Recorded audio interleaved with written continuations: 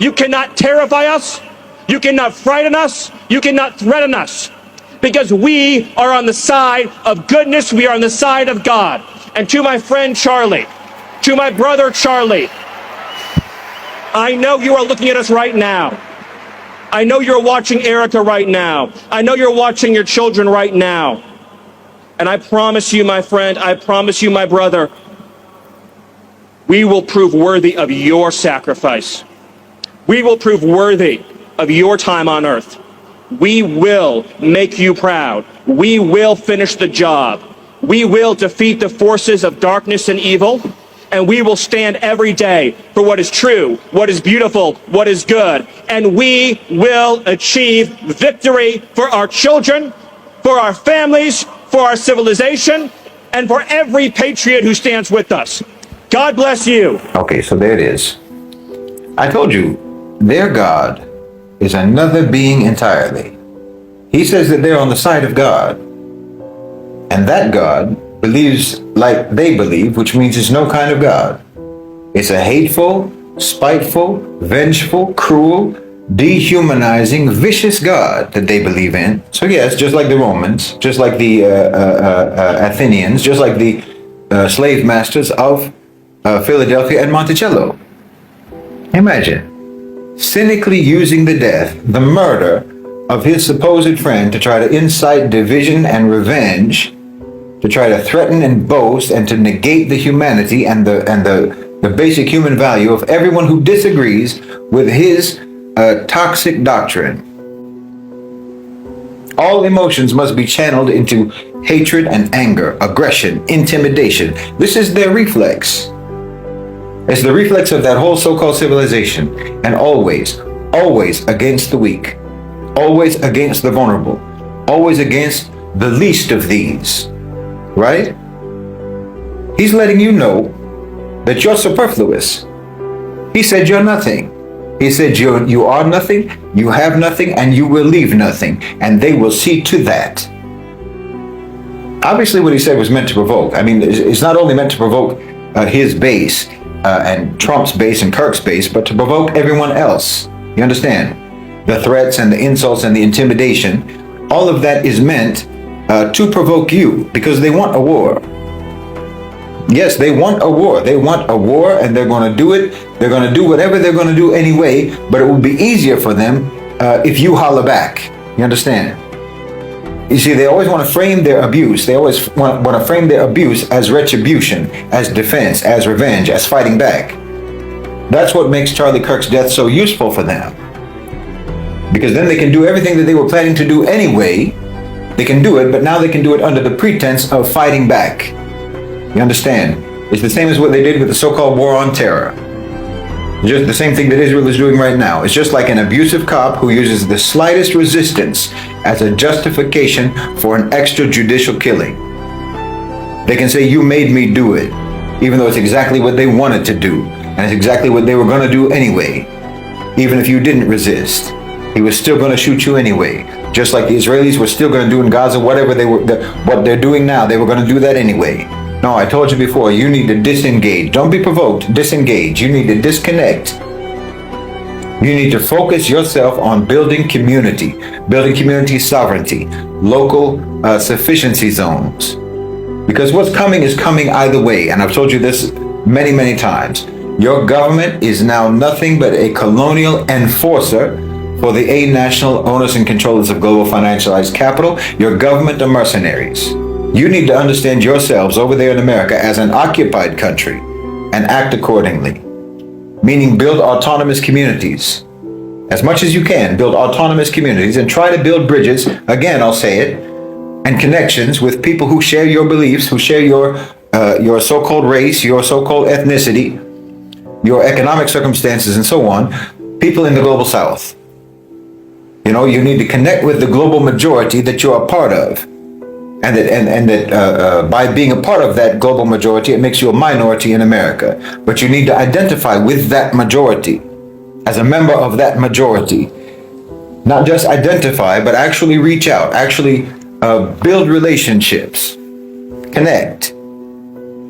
Start independently providing for your community, yourselves, through your own supply chains with Global South providers. I said this before. In my opinion, the African American community in America and other communities, other so-called minority communities like the Hispanic community, the so-called Latino community, you need to come up with frameworks for recognition as diaspora communities of the BRICS countries. You understand?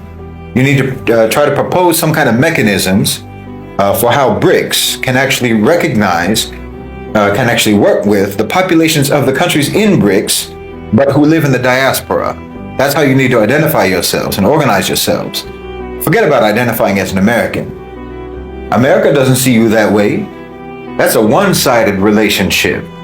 It's like you put on a jersey, you put on the jersey of some sports team, and you think that makes you a part of the team. It doesn't. That doesn't make you a part of the team. Well, that's your so-called citizenship. That's what your citizenship is. It's just a jersey that you buy at the gift shop. It doesn't entitle you to play the game. You don't get to play on the field, You need to realize that not everyone in the world is as sick as the society that you are living in. You need to understand this. No, see, in that cult of a country that you live in, they tell you that it's no better anywhere else, when actually it's better almost everywhere else. Not everyone is as insane and as monstrous as your government. Not everyone is as predatory and as psychopathic and as human-hating as your elites. No, it's completely abnormal. And yes, there is international law. Your rights are being violated under international law in America every single day. Your whole life over there is abuse. Your whole life over there is psychological abuse, economic abuse, spiritual abuse, intellectual abuse. And you ought to be supporting the invocation of Article 6. You ought to be supporting that, to kick America out of the United Nations so that the United Nations could actually finally be under the control of the rest of the planet, of the same people on the planet, instead of under the control of the United States. Then the United Nations, inshallah, could actually hold America accountable for all of its crimes all around the world, and its crimes against you.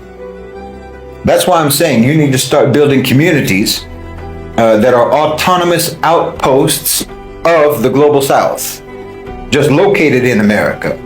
You understand what I'm saying? Consider yourselves as part of the global community. Act like it. Learn from them. Work with them. Think about your human rights and your civil rights in terms of the global standards and the global norms under international law, not under your so-called constitution that isn't even worth the paper it's printed on. It was written by people who didn't even believe a word that they wrote, and the people today who swear to uphold the Constitution, when they take office, they don't believe a word of it either. But there are people around the world, there are countries around the world who genuinely, sincerely believe in law, who believe in human rights, who believe in civil rights, who believe in justice. And you need to connect yourself with them. You need to align yourself with them. You need to identify with them, join them, collaborate and coordinate with them. Why, in 2025, if you're walking around here calling yourself an American, you look like someone on the deck of the Titanic, making fun of the people in the life rafts because their boats are so much smaller. You understand how ridiculous that is? Yes, and while we're on the subject, you remember how the Titanic,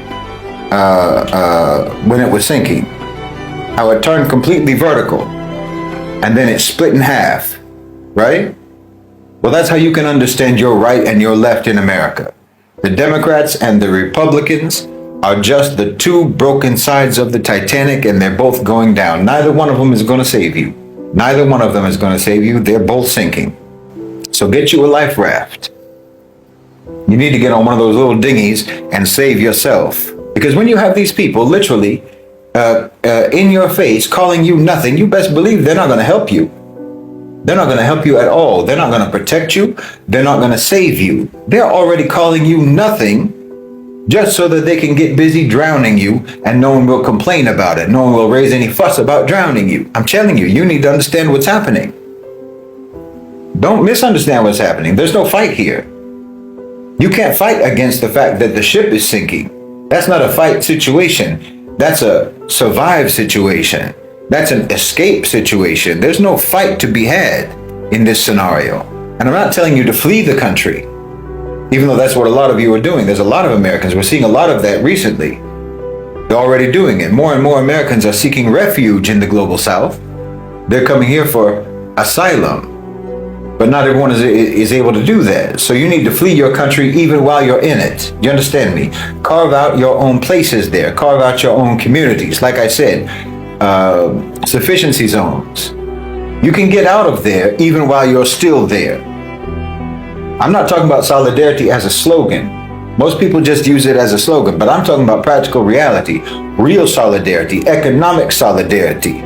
Because if you can't escape the country itself, you can't escape the system as much as you can. Escape the system together and try to connect with sane people outside your country and outside your system. You can't fight what's happening because it's going to happen one way or the other. And the way things are playing out, you can't blame one side or the other side. You can't blame one individual or another individual. You can't say it's because of Trump. You can't say it's because of, I don't know, Elon Musk or any particular individual, any particular politician, or any particular party. It's happening because it's an inevitability and it must happen. There is nothing that you can do about it. You can't fight it. You can't reverse it. The only thing you can do is prepare yourself for impact.